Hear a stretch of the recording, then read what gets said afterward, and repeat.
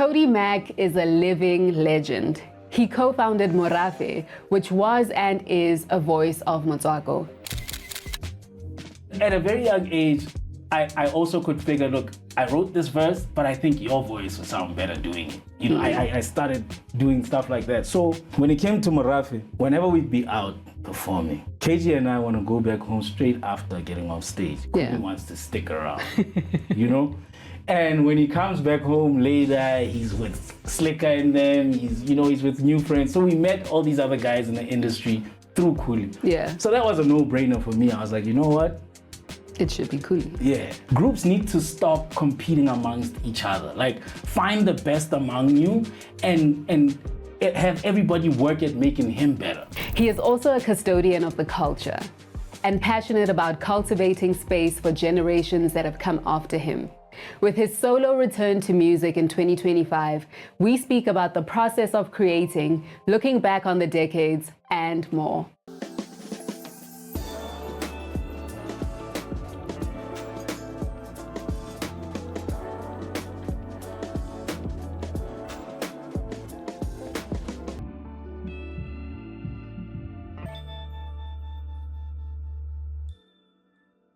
Hey everybody, I'm Helen Herimbi-Moremi, HHM in a Helen Herimbi-Moremi podcast. This is the space where I get to sit down with everyone who interests and intrigues me. We're all about music, all about legacy, all about what is interesting. And today I have none other than Towdee Mac. I'm revealing my age here, but welcome, Towdee. Welcome. What's up? Thank you for having me. How are you? I'm good. Are you? How are you? Are you? I feel like... I'm good. Okay, I was a little flustered earlier because I couldn't find the place in the mall. It's a big mall. Yes, but I'm so happy you're here. Yeah. Because I feel like sometimes this podcast goes on a tangent where we don't even talk about music sometimes. Yeah. But today we're going to talk about some music, but we're also going to talk about your legacy and like just celebrating you, right? Mm-hmm. But before we even get there, what has intrigued you in the past couple of days? In the past couple of days, faith.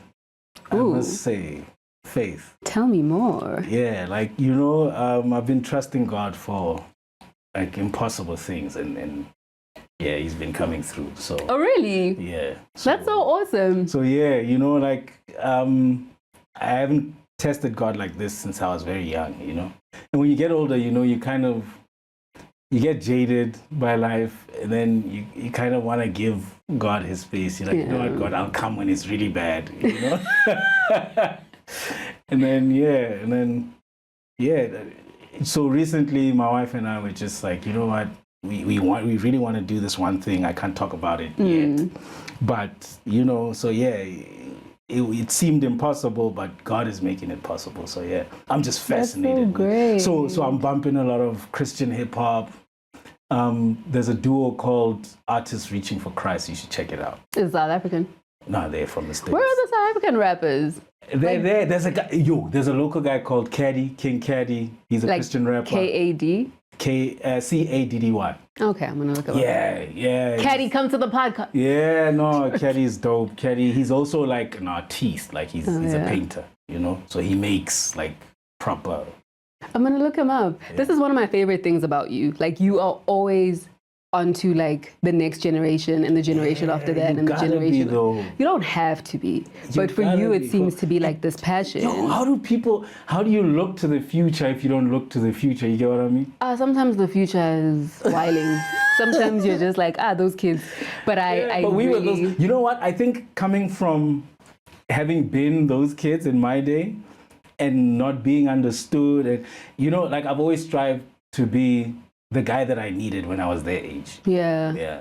But you were doing that when I started. You were the young person. You were always trying to put how to do stuff. Yes. Yeah. So. And I also just want to acknowledge that like you're also one of those people. It's a very Christian thing to say, like, I'm trusting God, It's very like you guys are the prefects, And hardly. In the body, you are the prefects. I always say if I was perfect, I wouldn't need God. Yes.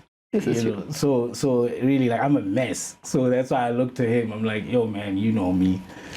What am I gonna do? Yeah. And I'm really glad to hear that, because even when I was coming here, I was telling our team that works on the podcast that I feel really depressed today. And I feel like maybe, you're giving me some hope, and I can just touch the hem of his garment. like, you understand? I'll be all right. Trust God for it. I will. Yeah. But quite recently, you put out this song, and I feel like every time I'm with you, I'm always like, what does this mean? And what does this mean? What does this mean? But Pelo Eja Serati, it means I don't want anyone else but you. That's what you say in the song. Yeah, I say that in the song, but it really means the heart wants what it wants. What is the Serati? Serati is que se pelo e serata. Oh, so I'm saying it like super bourgeoisie, like Serati, like it's a car or something. It's also my daughter's second name, Serati. Oh, that's so great. That which the heart wants, yeah. That's so dope. Yeah. And if any of you haven't heard it, like, you released it around Valentine's Day. Week, yeah. And you and your wife, and I was remarking earlier that you guys are always together. Like, if you see her, you see you. Like, that's super, super dope. But in an industry where being private is like the thing that people want the most, it's like, oh, don't ask me about my love life and all of that. Yeah. Why did you decide, I'm going to drop this song specifically for this person? Yo, because my wife is sort of like my hero, like I can say she saved me from myself. Oh, wow. She found me at a time when this is my second marriage. So she found me when I was, going through my toughest times. I had just gone through a divorce. I was going through a really tough time. Yeah. And it's because of her that the world never found out. Oh, yeah. Like it could have been all over social media. Towdee's depressed. Yeah. Towdee's going through this. He's down and out, doesn't have a place to stay. All of that. And she carried me through all that. Yeah. And she reminded me of, I think, my purpose, that you're a person of purpose. Don't forget that. Just find it. But you guys, and not too deep in your marriage, but you've been married a long time, right? Mm-hmm. And I think what you've just described, someone like seeing you at your lowest or in your toughest times, it's so easy for someone like you who had fame, fortune, all of the things before her, to then, when you're up again and she's helped you be up, to be like, I'm cool again. Yeah, finish up. It happens to people, but yo, man, I'm one person that really treasures, companionship. I mean, some of my friends are people I've known from KG, for example. Yeah. Primary school best friend. I'm not talking we knew each other in primary school. KG and I were the naughty kids at the back of the class. Stand at 3, stand at 4. Yeah. Yeah. That's cageism. That's cageism from Morafi. Yeah, So yeah, man, just the other day I was talking to Dez, a friend of mine from high school, and he's now like in corporate and we talking business. And, the call before that, I was talking to somebody else that's like from childhood. And I'm like, you know what? It's good that, you keep companionship, you like, because the only thing that proves companionship is time. Yeah. So that's why you find yourself sticking with people that you spent a lot of time with. Yeah. Because the heart wants what it wants. What it wants, yeah. And on this specific song, you open and close the song with your wife's vows. Yeah, that's actually from the wedding. Yeah. So the intro clip and the outro clip is audio from the actual wedding. So if you watch the video, we actually got clips from the wedding that was shot by Tami and Shasha of FAO Productions. And then Kutlano of KPM Productions then took that footage and then created the music video with it. So that's footage from the actual wedding. And then we went and put on the clothes we had on at our wedding to do the music video. So you can't really tell. It looks like I did the video at my wedding. Yeah. But, there are newer, shots, that where I'm rapping and whatever. And that suit is tight now. So because we gained weight, so shooting the video was a mission. And did it inspire you to get into the gym? In the wedding shots, at the real wedding, I actually have a waistcoat inside. Yeah. And then the jacket. Yeah. Waistcoat, dude. But I couldn't. It couldn't button. So so I just had to do the shirt and the jacket on top. And even that jacket was like, yeah. So if you watch me on the video, like the way I'm moving, like you can tell. It's strategic. The jacket is tight, bro. Do you? How do I phrase this? When you put on those old clothes, or the clothes from your wedding, let me not say old clothes, does it remind you like, yo, man, the years have gone by? Yeah. And does that depress you or does that lift your spirits? That like... Look, I started calling myself Shop Madala in my late 20s. Yeah. So I embraced maturity from a very young age. I spent a lot of time with my grandfather growing up. Like I could say I was brought up by him. I was his favorite. Yeah. I was the youngest grandson.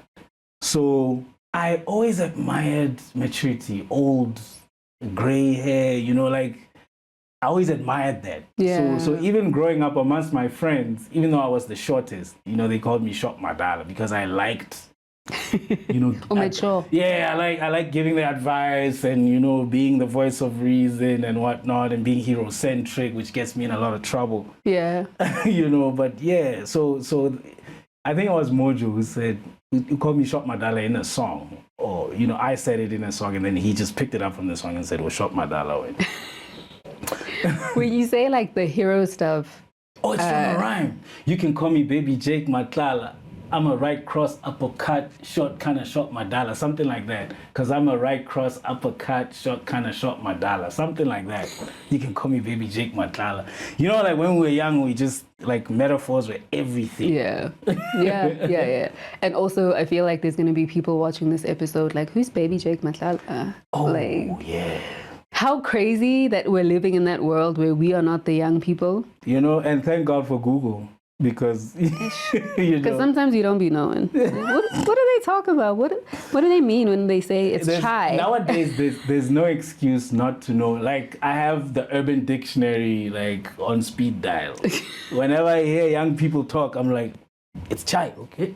What does it mean to be chai? I heard somebody the other day go like, it's chai as in like a latte. And I was like, we're doing too much. Yeah, like now, okay. Like it's chai with spice. Now it's going to. Yeah. But I like it though. It means the kids are falling in love with language. I know Newspeak always pisses off the old people, but they hate to see a Gwela coming. You understand? But I'm fascinated by that. I guess because we came with this Motswako thing at a time when everybody was saying, no, man, hip-hop is only supposed to be done in English. So we had to really go into the crevices of linguistics and pick out words and paint with them and make people fall in love with their mother tongue. Do you know that there were kids that would come to us backstage and say, how were the kids backstage? How are they getting there? Like, I'm saying kids as in kids our age, right? And they would say, at home, my mom just told us we actually Tswana at home. We didn't know before. Oh, really? But when I played her your song, it was Lekwalo to Motswako and it came out. And a lot of kids were coming out saying, hey, actually, Tswana, So they went their whole lives just not knowing? Or some people just spoke Zulu all their lives. And then, maybe they were living in a place where, to survive, you had to speak Zulu. And then later on now, because we made Tswana fashionable, at home, it was like, hey, you must know. These are our people, So that pride kind of started coming out. So that made me fall in love with language. And I was like, okay, there's a thing about language, and connection. Yeah. So connecting with the young people, if you don't speak their language, as complicated as it gets, even down to the latte, you got to take it. I don't know. I mean, Just sometimes don't regurgitate it. Now you're there. Yeah, like now they're like, no, don't. I learned the hard way. Like I tried to. What did you say? I was using lit in a very wrong context. And like now that I think about it, I was like, yeah, no, it was very wrong. But back then, And they just let you roll with I it. just thought lit was hot, right? Yeah. And I wasn't off. But like hot, you can use it in instances where you can't use lit. And I use lit there.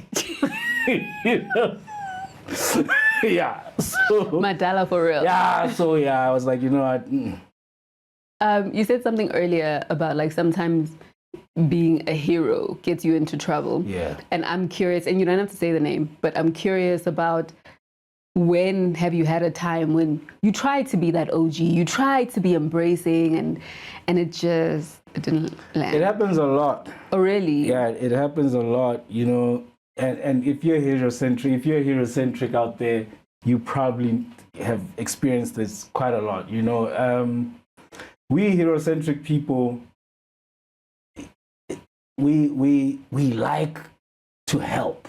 And sometimes it's selfish. Sometimes it's not because I want to help. Sometimes it's because I want to be the guy that helped. Yeah. You know what I mean? Yeah. And that's when it gets you in trouble. Because then, you find yourself in situations where you're trying to maybe mitigate a situation between two people, and then they get back in their good terms. And you're on the outs. That's one of the most typical situations, when you're reprimanding somebody on somebody's behalf. Yeah. Cantino, relax. They're going to be fine. And you are now out the door. Very easy, sure. I want to go back to Pelu Eja Serati, not Serati. Yeah. And you like talk about how did I get so lucky? You don't ever have to doubt me. Wherever you go, there I'll be. Yeah. Were those your actual vows? Because she does her own and then... Yes. Now, the importance of this song is on the day of the wedding, I lost my vow.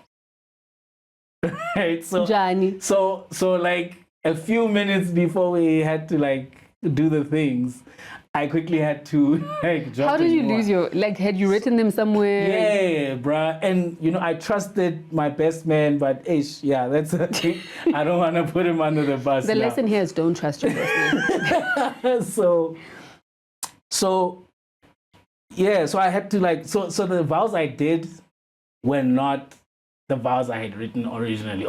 It wasn't exactly, So this song was me putting it right. Okay. And which kind of explains, her vows at the beginning and the end. Yeah. And the song is my vows. Yeah. So what did you actually end up doing on the day? You just freestyled? Yeah, bro. Like, Aren't you glad you're a rapper? Right? Like, because personally, my wife thinks I did well, but personally, I know I could have done better. when you could have done better. Yes, because you actually this song wrote was it like, down. I was like, you know what? I'm going to have to do something. So that's how Pelu Eja Serati came about. That's so crazy. I would have been a wreck. Like, what do I even say? Yeah, as a rapper, though, it's your moment. You're looking in her eyes and you're like, you know what? I'm just going to speak my heart. Yeah. Also on the song, you talk about remembering a time when you guys were the black sheep. Yeah, like I said, remember she protected me. Yeah. Against, public scrutiny and everything. And to do that, she had to face, a lot of, what are you doing? Who's this dude? Why are you this dude in your life? Why are you doing this for him? Yeah. So yeah, we had to face a lot of broken friendships, judgment, Yeah. Yeah. It kind of made me think about, like, you are a founding father in the Motswako game, right? Or like, I don't know what to call it. Like in Motswako, maybe it doesn't need a suffix. There's bigger shoes than mine, though. Yeah, for sure. I'm not saying, guys, and I already know the comments are gonna be like, you don't know. When I was Cody D, go block, man. I'm not saying he made it up. So. Like, relax. But I think it would be dumb to be like, oh no, you're a benefactor of Motswako. No, you are like right up there in pioneering. But I feel like often, even with Morafi, right, people will look at 3 people and then go, oh, Kulichana. Yeah. You know what I mean? Yeah. And correct me if I'm wrong, but you were actually the one who was like, no, we should push Kuli. Yeah. We should make sure that he goes solo. Right? And look at how it turned out. You're trying to help. Right? But why did you want to do that? I'll come back to the black sheep thing, but why did you decide like it should be Kuli? I'm going to go back to primary school. In primary school, even in high school, we would have these talent shows. I remember one particularly in Mafikeng High. Yeah. And I was more concerned with our school because before our school had a talent show, we used to go to Morafi High, which is another high school, sort of rival at the time. And they had these dope variety shows. Like Morafi High had the best variety shows, you know, like that's where Crowded Crew was born, you know. Prof from Buffy Clealer was born there. So Morafi High V shows were like, so all the schools around Maptown would go to Morafi High to go watch the V shows. Yeah. So when we were about to have a variety show at school, I was more concerned with the entire show being dope. Okay. So everybody was like, no, man, just, you know, let's just focus on what we're doing for our set. Let's be the best in the whole set. I'm like, no, Sharp, we good, but I'm going to go out and make sure. So I would go to people's rehearsals and fine tune their shows, you know? So, and then that kind of, you know, as time went on, I started like whenever I would start a group, because like there's a lyric of mine where I say 5 crews away. It's on Double HP's Ayoba. 5 crews away, that what I'm referencing there is that Morafi is my 5th crew. So I had crews before. And I'd built crews, and I'd been writing for. I used to build crews and write for everybody. Yeah. You know? So from a young age, I could tell like who should be the front of the crew. Who do the girls like? You know. And you had no ego about it? No, because like I'm explaining, I've always been about the whole show, not just about the whole thing, right? Right. So I've always been about the whole show, not just our part. I've always been about the whole group, not just my part. You know? So, and at a very young age, I also could figure, look, I wrote this verse, but I think your voice would sound better doing it. You know, I started doing stuff like that. So when it came to Morafi, whenever we'd be out performing, KG and I want to go back home straight after getting off stage. He wants to stick around, you know? And when he comes back home later, he's with Slicker and them, he's with new friends. So we met all these other guys in the industry through Kuli. Yeah. So that was a no-brainer for me. I was like, you know what? It should be Kuli. Yeah. You know, especially after Ghetto Rough. It was like, you know what, guys? It's like we're coming out of a situation where this is an established company doing this. Yeah. If we carry on with Morafi on our own, it's definitely going to dip. Yeah. So let's start with something totally new. And we're like, what's that? And, you know, Kuli Solo was the idea. Yeah. And, man, I got to say, Kuli Solo has kept us alive for 30 years. For so many years, bro. Like when let me explain this to you. The reason why it's so difficult to just focus on a Morafi project or focus on pushing Morafi is because we all depend on the Kulichana brand. Okay. You know, when a KFC deal comes in, we all eat. You know, when a lunch bar deal comes in, we all eat. You know, so to kind of put that on the back burner and say, okay, we're going to do Morafi now is kind of shooting our own selves in the foot. Yeah. So although we are busy with the Morafi album and we're going to put out Morafi songs, we still got to make sure Kuli continues working, doing the work that Kuli does, you know? Yeah. Because really he's our poster boy. He's our lead singer, you know? Like, groups need to stop competing amongst each other. Like, find the best among you and have everybody work at making him better. Yeah. That you know, I mean, look at Wu-Tang, bro. How they got their own ODB beefs. was like, they held him up. That guy, if ODB did his solo career on his own, he wouldn't have gotten as far. Because ODB was a mess, right? But the guys made us respect him.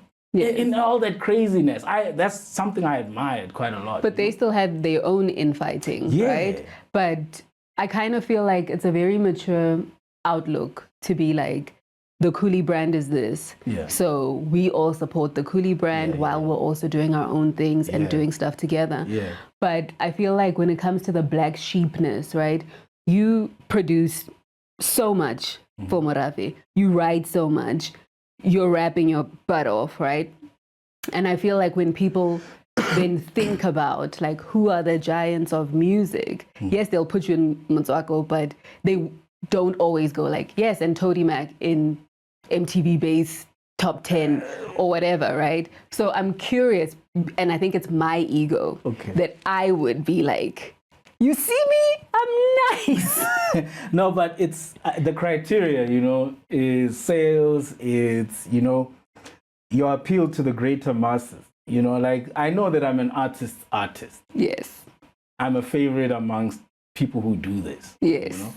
But I might come off as too complicated for somebody who's just a music fan. Or I might come off as unapproachable to someone who finds Coolie more palatable to the eye. You know? Yeah. So I'm super aware of such things, you know, and maybe that's why I'm able to make the decisions I make. Yeah, it's inspiring. And to be clear, we love KG, we love Coolie. Yes. I'm not saying anyone is better than anyone. I'm just saying. You guys are 30 this year, right? Like started in 1990. Black don't crack. But yeah, Motswako, it's 20 years of Maruapula, yes, Double HP's YB8 Northwest, and Dux's Mafoko Army. So what you gonna do? So, you know, the people are saying, yo, we need a tour, we need a concert, we need something to commemorate, you know, 20 years of Motswako classics. So yeah, so I'm actually working on something. Yeah. You must tell me because I want to do something on Maruapula. Okay. Yeah. Okay. So I'm working on. I'm trying to. No, like, don't tell us. Yeah. Don't jinx it. It's like a mini tour. You know, we're gonna hit a couple places to observe and commemorate these 20 years. Yeah, that's so dope. Yeah. I still listen to that album. Like, top to and bottom. you know, I've always said, Motswako, we don't do a lot of Soweto. And Motswako has a lot of fans in Soweto. So why don't you do it? So yeah, this time around, I think, that's, we specifically, that's one of the places I think we're gonna hit. Okay. Yeah. I remember when I first interviewed you guys, maybe like 2006 or something. And we used to have these dictaphones, right? A dictaphone is like a recorder. So you don't have your cell phone to like record what's happening in the room. And I remember we went through like 2 tapes. So like that's the side A of the tape, the side B of the tape, and then we put in another tape, side A and side B. And I feel like a lot of that first interview was just me going, what does this word mean? And what does this word mean? And like, you've always been super patient and like, I think you are a teacher at heart. But even when I was looking at the song, Nibijara, I was like, is that Setswana? Yes. It means New Year. Like Nivayar. Yes, it's yeah. Kele adingwa from that word. Le adingwa means a word that was borrowed from another language. Because you are adding it to. Well, le adima, yes.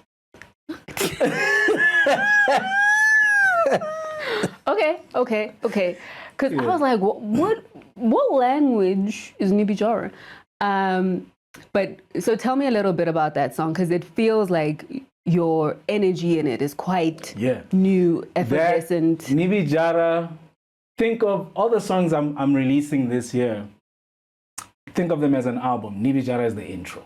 You know, it's a new day. I'm not afraid anymore. You know, I found a new way. You know, I've come of age. You know, it's just me saying, no longer will you hear me trying to do that woo, woo, woo, woo, woo, woo, trying to sound cute anymore. I'm going to sing. I'm going to hit my highest. And you are singing on this Yeah, song. you know, I'm going to hit my highest octaves. All these songs I'm singing. I'm singing all year. I'm not rapping anymore. You kind of are rapping though, no? Yeah, you listen to her. Her is rapping, right? But she's singing, but she's rapping. When I'm listening to her, I'll be going like, Huh. listen to her. That's interesting. That girl raps, bro. She raps like better than most rappers I know. I don't know. Are you kidding me? I'll have to go listen. Focus. Should have been. I feel like the person who gives me that vibe is like Alicia Keys. Nah, bro. Not, like, listen to her. Her is rapping. I don't know. I'm all about South African music, you know. I don't have time. You know that song? You're singing on Nibijara. Yeah, like Nibijara, I'm singing. Peleja Serati, I'm singing. Even on Dikenete, I'm singing. Yes. And you just decided. I got tired of jumping on stage and having to do this low voice when I'm feeling like this. Yeah. You know what I mean? So I was like, I've been cheating myself in the booth. I'm going to start thinking about the stage when I'm in the booth. Mm. And then that's what I'm doing this year. And it's just working out beautiful. That's smart. Is it freeing you? Yeah. Yeah, because I love singing. Thing is, I sing. Like off the mic, I sing quite a lot. Yeah. Okay, let me put it this way. A lot of the KG parts you hear on the Morafi albums, I wrote and composed. Oh, really? Yeah. I mean, KG is a prolific writer and composer himself. But he himself prefers to sing what I write.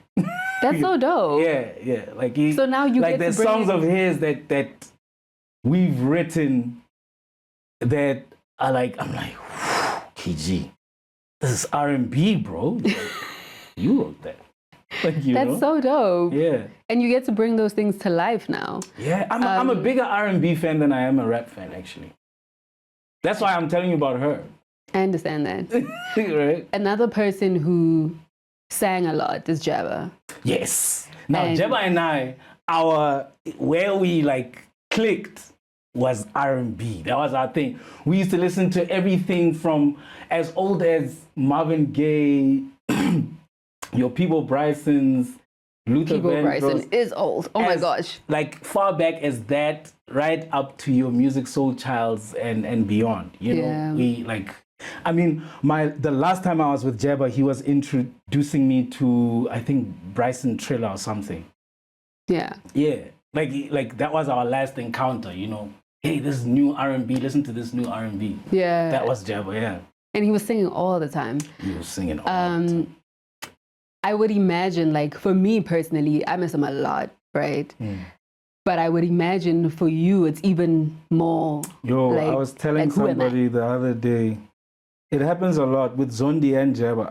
I find myself almost texting them still or calling, you know? Yeah. Because you'll see something that only they would understand or only, you know, your friend would get you. I would send one word and you'd say, where you at? You know? Like, oh, I bet you are wherever, you know? So, yeah, those are the sad moments actually for me. You know? Like, those are the moments that let me know I'm still grieving. Yeah. I feel like, you know, as a culture, and not just Motswako, not just hip hop, right? Like, we've lost so much, man, in the past couple of years, right? And I feel like, very unpopular opinion, but there's a way in which posthumous music marketing happens that for me is very distasteful, right? Sometimes, and there's a way in which I feel like there are people who are justified in perhaps using a soundbite or an interview or something from someone who has passed because you're really that person's friend. Yeah. It's like on Dikenete, the intro is actually a Jabba voice note. Yes, so that's where I was getting to, like, right? So I think if you were being an opportunist about it, you would have used some inspirational something that he said, right? But he's really doing like that. The that's beat from thick. Actually, like, that's a conversation we were having. So I had just played him a song. Do you remember what song it was?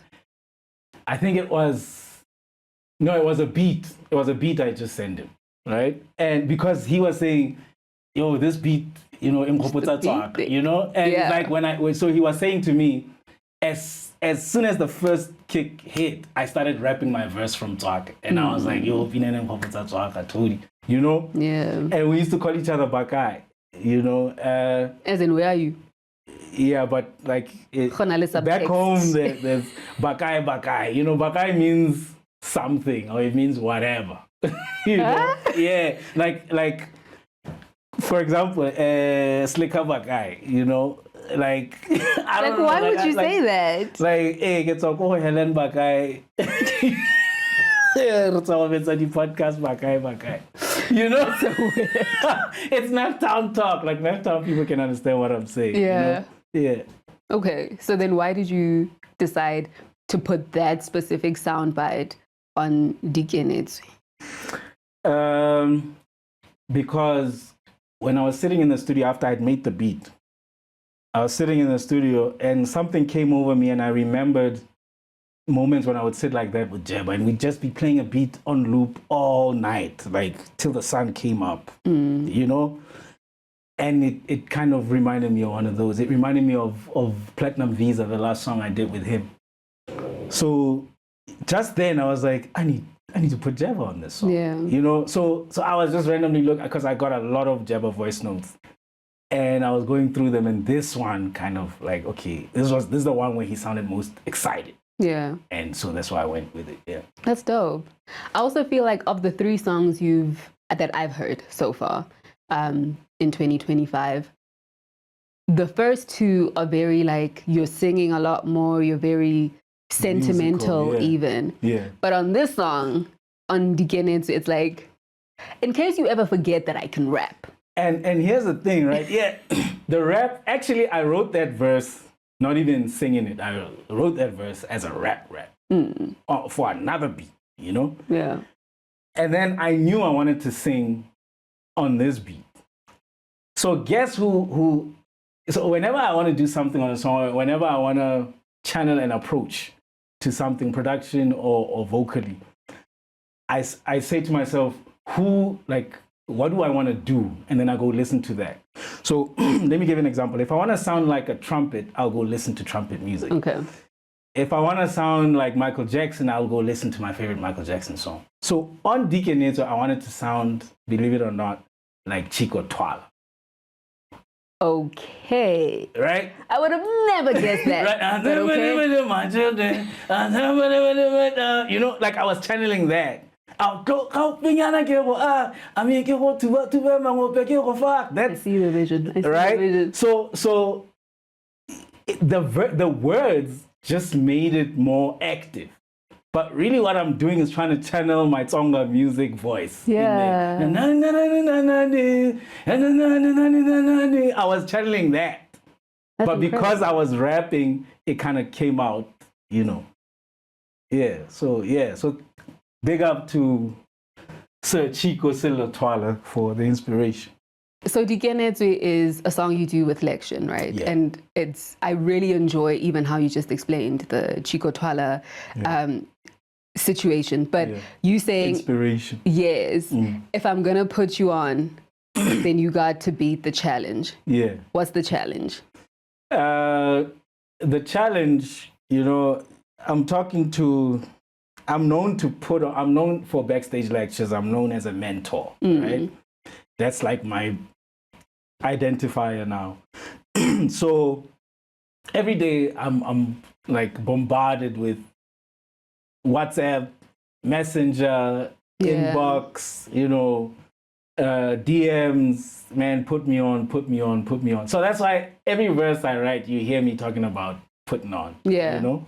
And this was just my putting on line on this one to say, man, if I'm gonna put you on, you gotta beat the challenges. Oh, okay. Right? I see. Yeah. And the challenges in this regard are Dikenetswe, you know. Dikenetswe means it's on, everybody is doing their thing, like everybody is coming out. So if you coming on, you have to beat the challenges, you know. But then is it also ironic because you're basically looking down on hustle culture and that everyone seems busy, but really... No, it's a matter of everybody is doing something. You got to get up, get out and do something. Come on. You know? So if I'm going to put you on, bro, can you see what everybody's, like everybody's here. So if you come and then stand like this, it's not going to work. The challenges are going to knock you out before I can even do something for you. Yeah. There's a line that I love that you say, ain't nobody dopa all these changes in the 90s. Ain't nobody thought about all these changes in the 90s. Look what we're dealing with in 2025. Did you say thought? Yeah. I heard dopa. And you know why I thought it was so amazing? Why? Because I thought like you would pick up change. Yeah. I think I must write your rhyme. Wow, I think, you just rewrote my rhyme. I literally thought... I'm going to do it like that on stage. And because you're a Motswako lista, I thought, yes, of course, you dopa changes in the 90s. Makes sense, but ain't nobody thought about all these changes in the 90s. Now look what we're dealing with in 2025. Yes. Too much pretense in every line. Too much imaginary grinding, almost everybody blind. Yeah. I was going to ask you to unpack that, but now you don't need to because... It's like... And that last line, almost everybody blinded. It's like you can't tell what's mediocre anymore. We can't tell what's pretentious anymore. That's why your Kendricks and Doechis are just winning off of authenticity, Yeah. Because authenticity has become that rare. Yeah. And we also can't tell what's AI, right? Because your single cover looks like AI. It's like a bunch of buff guys. And I was like, that's AI. Not Towdee. That's prompted. That's not Lection. That's prompted. I actually said I want 2 Zambian warriors. I was very, very specific. Really? In my prompt. 2 Zambian warriors from opposing. So if you see their skirts, the one is wearing the red stripes, the one is wearing the blue stripes. Yeah. So they're from 2 opposing tribes. I can't say names right now because, my research is a bit scrambled. But so my prompt was just, I want to... Somebody from Zambia is going to look at that and think, if they know, because also AI will lie to you. Yes. So I'm also waiting for somebody from Zambia to say, okay, your prompt was to show 2 opposing sides together, but actually those guys are from the same tribe or whatever, Yeah. That's interesting. So I'm looking, and speaking of which, that idea actually came from...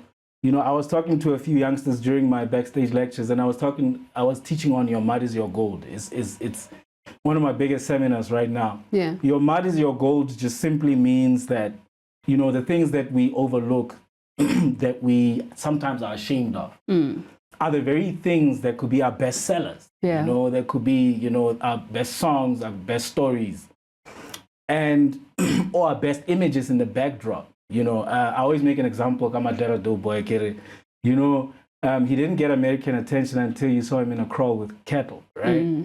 And before that, he had been in front of flashy cars and whatever. And so, and there's other rappers who have been trying to look more Western, didn't get attention. And then you see now that we're starting to show more African images, now we getting the international attention. So your mud is your gold in that way. Yeah, for sure. I feel like there's a reason we went through 2 tapes like 15 years ago or however many years it was.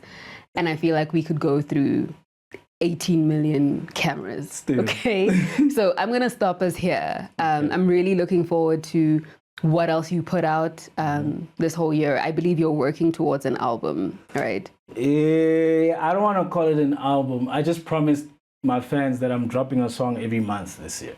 Oh, hectic. Yeah. So we better put this out now so we don't miss the next song. But thank you so much for sharing with us all the time, like sharing your story, sharing your knowledge, not just with me, but like with so many generations that have come after you first touched a mic or grabbed a pen. I think you're super interesting and intriguing, which is why you're here.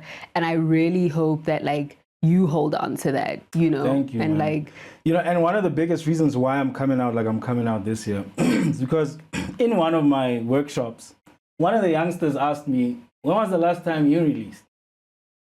And that kind of sounded like, what makes you think you can tell us how to run the game now Because those who don't do teach. If you're not, so I was like, you know what, let me get back in the game and do this thing so that when I'm in a room teaching guys, I'm like, I can tell them about what's currently happening. You know? Yeah. So shout out to that youngster. Shout out to Towdee Mac. Yeah. Shout out to you for watching. This has been a Helen Herimbi-Moremi podcast. And I think I'll see you on the next episode. Bye.